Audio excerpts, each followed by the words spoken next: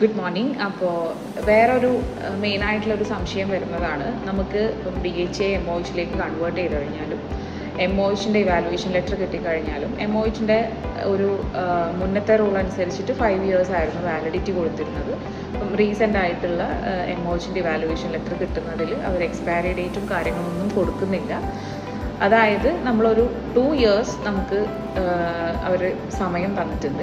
ആ 2 yearsൻ്റെ ഉള്ളിൽ നിങ്ങൾ ലൈസൻസ് ആക്റ്റീവ് ആക്കിയില്ല എന്നുണ്ടെങ്കിൽ, അതായത് 2 years അൺഎംപ്ലോയിഡ് ആയിട്ട് നിൽക്കുകയാണെന്നുണ്ടെങ്കിൽ നിങ്ങളുടെ ഇവാലുവേഷൻ, അതായത് ഇവാലുവേഷൻ വാലിഡ് ആയിരിക്കില്ല. അത് മീൻസ് വീണ്ടും നമ്മൾ എക്സാമിലേക്ക് പോകുന്ന ഒരു സിറ്റുവേഷൻസ് വരാറുണ്ട്.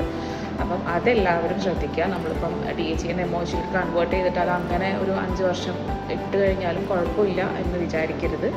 2 yearsൻ്റെ ഉള്ളിൽ അൺഎംപ്ലോയിഡ് ആയിട്ട് 2 yearsൽ അൺഎംപ്ലോയിഡ് ആയിട്ട് കിടന്നു കഴിഞ്ഞാൽ കുറച്ച് സീനുണ്ട്. അപ്പോൾ അതെല്ലാവരും ശ്രദ്ധിക്കുക കേട്ടോ.